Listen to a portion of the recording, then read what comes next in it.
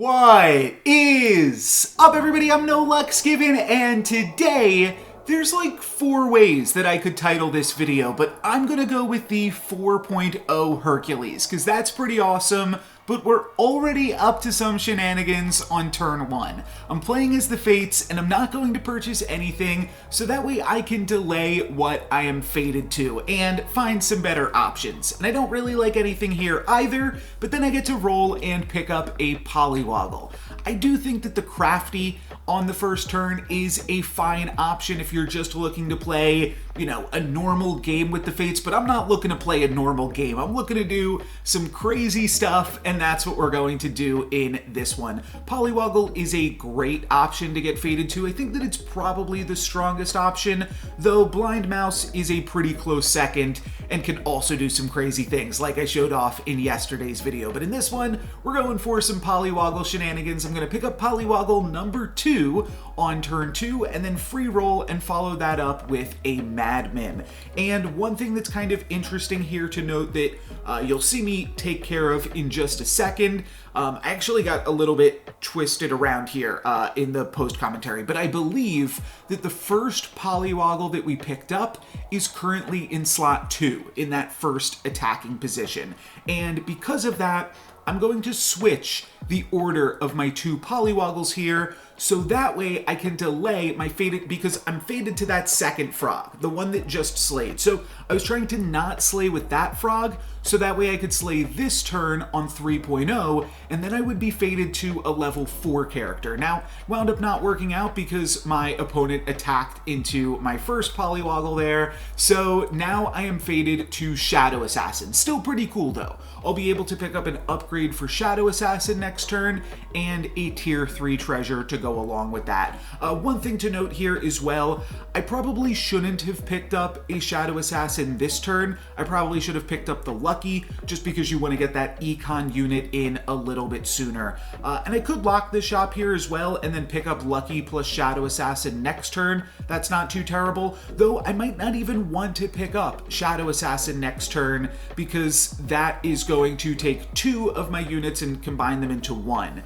And I'm kind of going to do like a little bit of a mix of both of these things that I'm talking about here, because I'm going to pick up a little bit more Econ in the form of this Ogre Princess, and then I'm also just going to pick up Vampire. That way I can still play 7 characters this turn and not combine my Shadow Assassins just into one beefy ranged boy. And it's also nice to get some characters in here that can slay, so that way we can start growing my Shadow Assassins for the next part of the game. And I say Shadow Assassins because I'm actually going to lock this shop here as well. And that's going to mean that the Shadow Assassin that's currently in the shop stays there, and then we get another one in the next turn shop because it's our fated unit and we haven't upgraded it yet.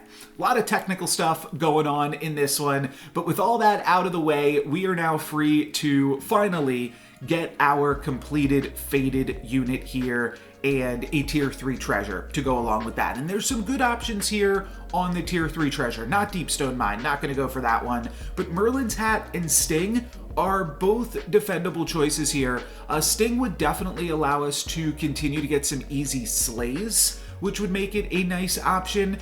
And especially on Polywoggle, just giving the Polywoggle plus 10 attack would allow me to easily activate that Polywoggle and this one. Polywoggle is our fated unit, and we're just lucky to continue to see some. I do believe I will lock onto this Polywoggle right here. And there's also a question of, should I even play Polywoggle this turn? Because it's 3.2, and again, we're going to level up, so I'd rather try to slay with the Polywoggle next turn. I can just play the Sherwood Sure Shot in place of it, though I am going to wind up just keeping this Polywoggle in here, and I'll be happy enough if it can slay and get us a level 4 character. That's still pretty good, and that is exactly what will happen. So we've got a free level 4 character. The reason that I do pick the Merlin's Hat here, and you'll see it's going to be pretty dang good for us. But I feel like I'm strong enough that I should now prioritize XP, whereas picking up the Sting would just be a little bit more strength for the current board. Merlin's Hat gives us the potential to pick up some XP on the cheap and really expand this lead. And right now I'm rolling for two different things, XP and True Love's Kiss, because we were able to mix-a-wizzle that soul tack that we picked up off the Polywoggle.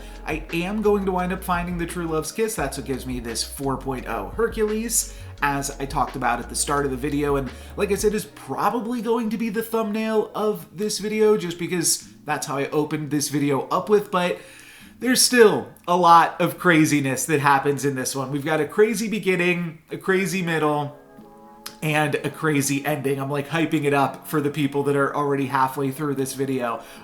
Unfortunately, up against the Ghost, Hercules is not going to activate at all, which is kind of a bummer when you just play against a Ghost and then you're not able to get your slays, you're not able to do your quests. Always kind of stinks, but I will pick up a pair of Polywoggles here to potentially pursue some different, trying to think of a synonym for avenue that starts with P.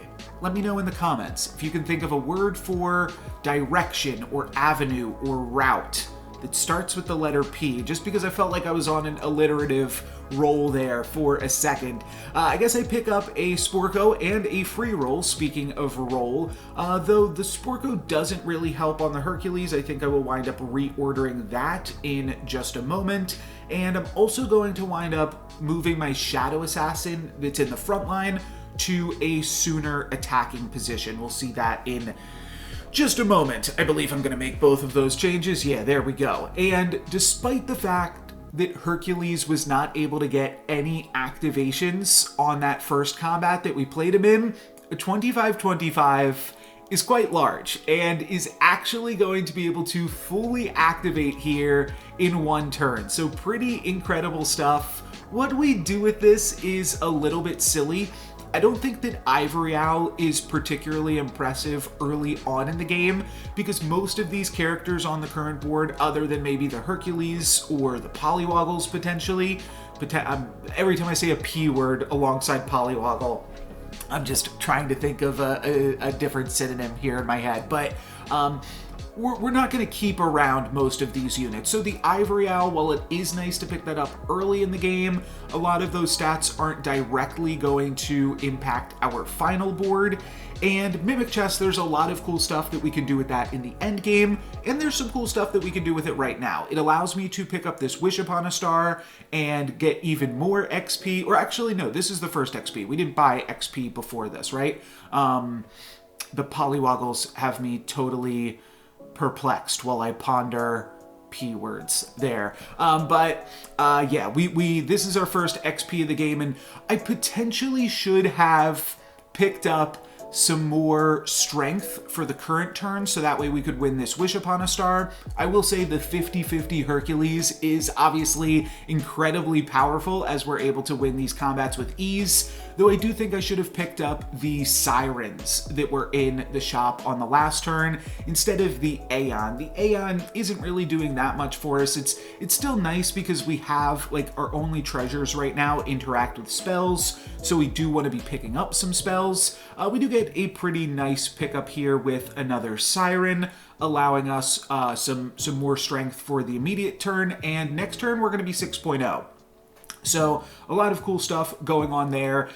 Shoulder Fairy's a quite big character when you have that upgraded Hercules already, so that's definitely a consideration. But ultimately, I'm just going to go with Baba Yaga and then finish off the turn with a Ride of the Valkyrie. That makes both Polywoggles 5/1s.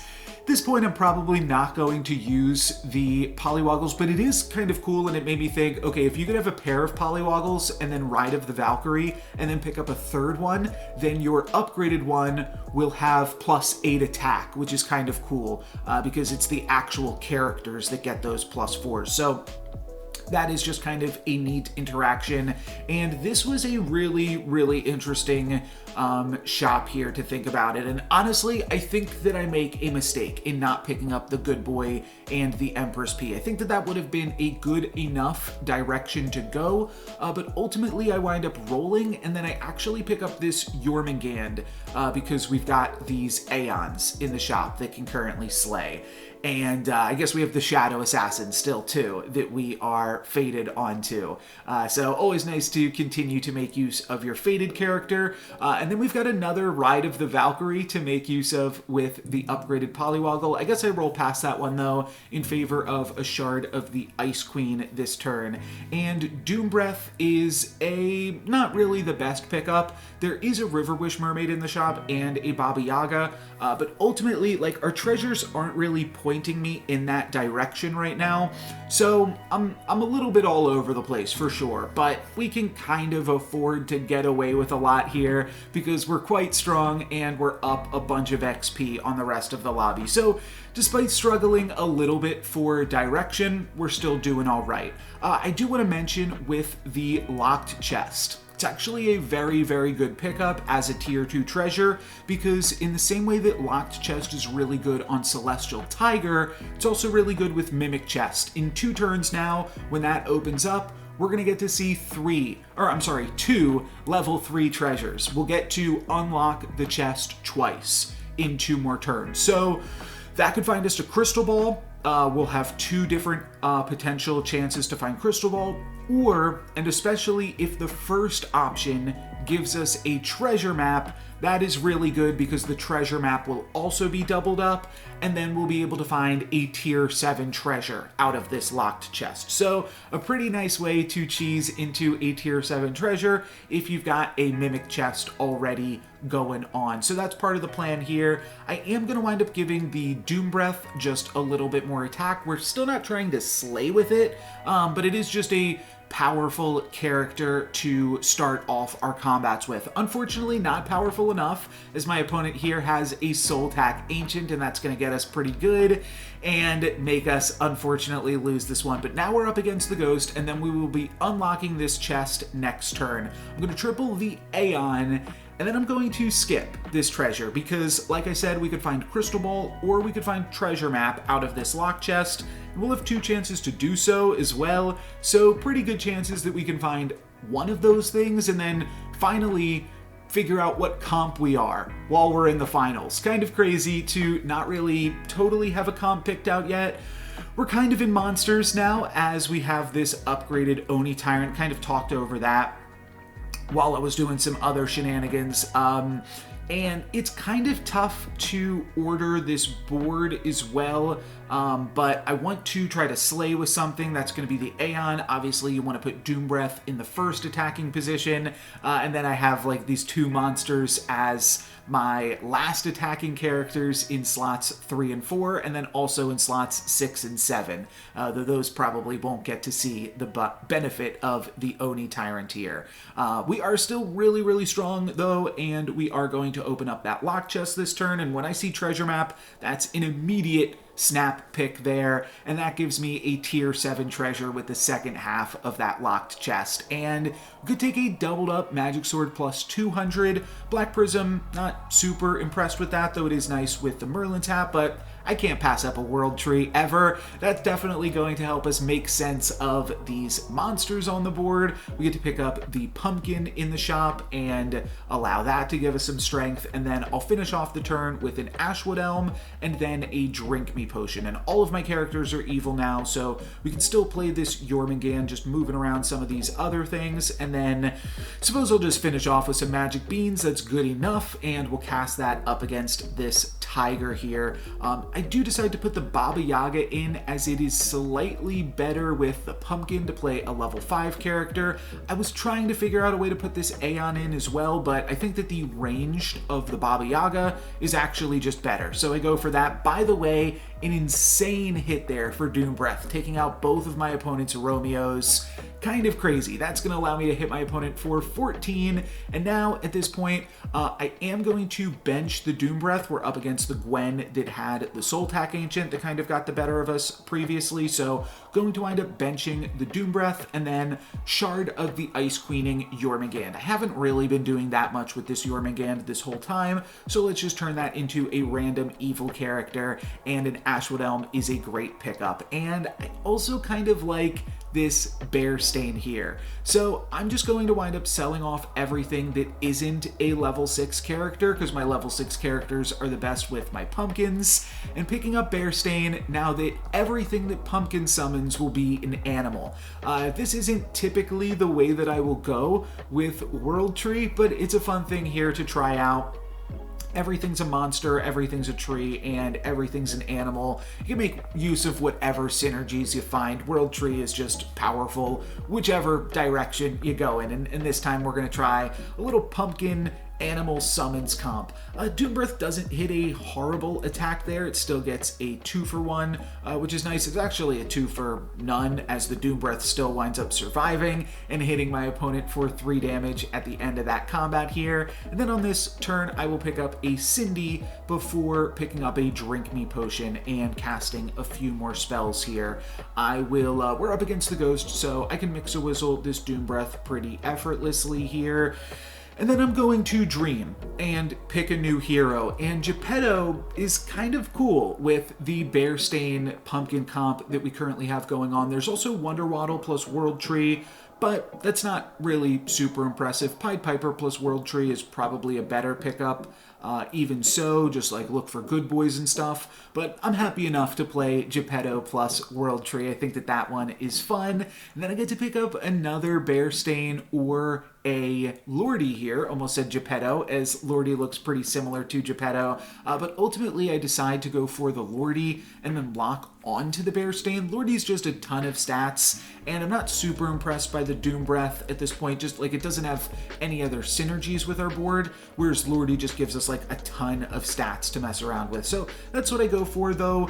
Doom Breath is still pretty good at this point in the game. I don't think that it's horrible, especially as now we're up against the Celestial Tiger. Don't have to worry about the Soul Tack Ancient anymore, and that makes the Doom Breath a little bit stronger again. So might try to find room for that. I actually am not super impressed at this point with the Ashwood Elm that we currently have, because I feel like our attacks are not going to be hurting. We might just want a little bit more health on our characters. So I wind up putting the Doombreath back in, and then I've actually flipped the Cindy with this free Gigantify here. So I'm going to pick up Hermes Boots, and now we'll have a first attacking Doombreath that can hopefully trade with some of my opponent's characters. Doombreath was really good against this Celestial Tiger last time we played against them, so we'll see if it is able to do the same thing this time. I lock onto a Lordy, and then there's also an Evil Twin in the shop, which I can use to grab an upgrade of any of my existing characters at this point as well. So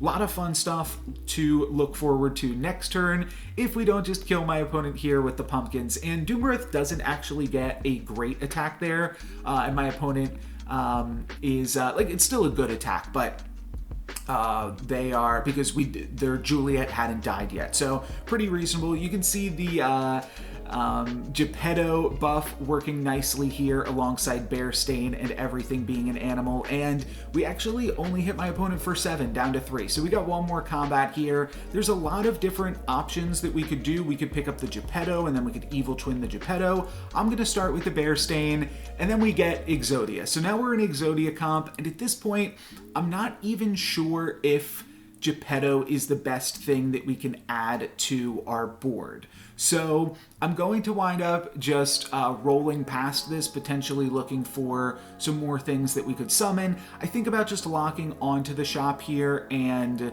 like picking up the Geppetto, or we could sell 2 things and pick up the Evil Twin. We could still pick up the Evil Twin here. There's also a Tweedle. There's a lot of different options in all of these shops, but I wind up rolling just a little bit more and then finding Court Wizard, which is pretty cool. So I'm gonna add Court Wizard to the board. I wind up putting a pumpkin in the front line, and that's not super impressive, obviously. I think that this board is definitely a little bit suboptimal, but also we've got an Exodia comp, so it probably doesn't matter. I ran out of time, but we're not going to get too punished here, as our board is still ridiculously powerful. And now we've got Oni Tyrant plus Court Wizard plus Exodia, which is going to just contribute even more crazy crazy stuff to the board and allow us to pretty easily get a win here, to be totally honest. So that'll be it for me today. Thank you guys very much for watching. Hopefully you had fun with this one. I thought it was pretty spectacular all over the place. A very silly start,